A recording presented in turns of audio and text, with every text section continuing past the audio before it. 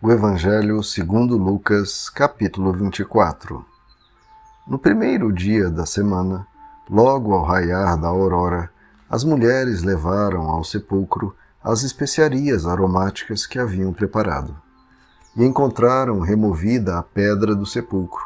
Todavia, quando entraram, não mais acharam o corpo do Senhor Jesus. Ficaram pasmas, sem saber o que fazer. De repente, 2 homens com roupas que reluziam como a luz do sol se colocaram ao lado delas. Atemorizadas, as mulheres inclinaram o rosto para o chão, e nesse momento os homens lhes questionaram: Por que procurais entre os mortos aquele que vive? Ele não está aqui. Ressuscitou. Lembrai-vos de como vos preveniu, enquanto ainda estava convosco na Galileia. É impreterível que o Filho do Homem seja entregue nas mãos de pecadores e seja crucificado e ressuscite no 3º dia. Então se lembraram das palavras de Jesus, e ao voltarem do sepulcro, elas compartilharam tudo o que lhes acontecera aos 11 e a todos os outros. As mulheres que relataram todos esses fatos aos apóstolos foram Maria Madalena, Joana e Maria, mãe de Tiago, bem como as demais que com elas estavam. Entretanto, eles não acreditaram nelas. As palavras daquelas mulheres lhes pareciam um delírio. Contudo, Pedro levantou-se e saiu correndo até o sepulcro. Ao chegar, abaixando-se, viu as faixas de linho e mais nada. Então afastou-se e voltou perplexo com o que acontecera. E naquele mesmo dia, 2 deles estavam caminhando em direção a um povoado chamado Emaús, que ficava a cerca de 11 quilômetros de Jerusalém. Iam dialogando sobre todos os fatos recentemente ocorridos. Enquanto trocavam ideias e discutiam, o próprio Jesus se aproximou de ambos e começou a caminhar com eles. Entretanto, os olhos deles foram impedidos de reconhecê-lo.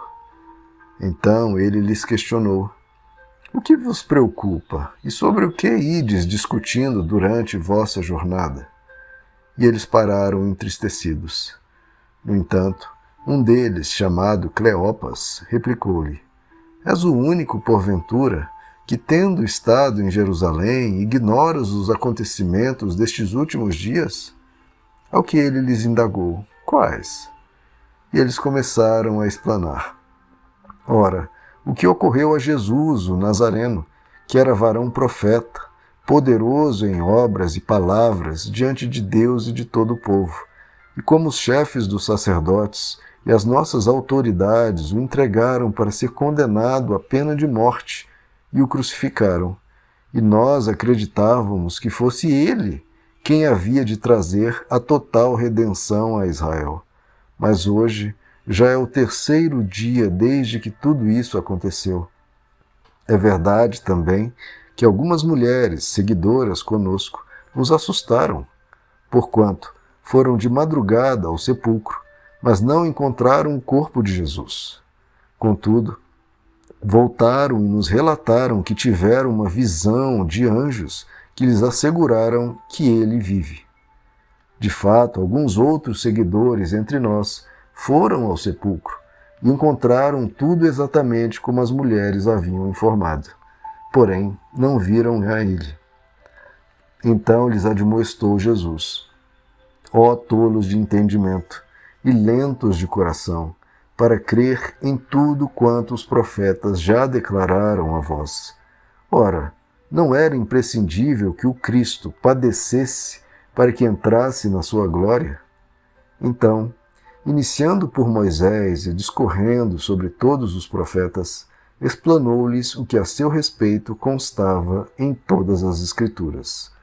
Ao se aproximarem do povoado para o qual se dirigiam, Jesus fez como quem ia continuar a caminhada, seguindo mais à frente. Porém, eles muito insistiram, rogando-lhe: Fica conosco, pois é tarde, e o dia já está chegando ao fim. Então ele entrou para ficar com eles.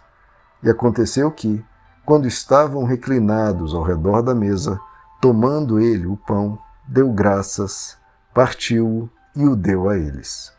Neste mesmo instante, se lhes abriram os olhos e o reconheceram. Ele, contudo, desapareceu diante dos olhos deles. E questionaram-se entre si: porventura não nos queimava o coração quando ele, durante a nossa jornada, nos falava, quando nos explicava as Escrituras? E na mesma hora, levantando-se, retornaram para Jerusalém, onde encontraram reunidos os 11 e outros seguidores com eles, os quais anunciavam: é verdade, o Senhor ressuscitou e apareceu a Simão. Então os dois comunicaram o que havia ocorrido no caminho e como Jesus fora reconhecido por eles enquanto partia o pão.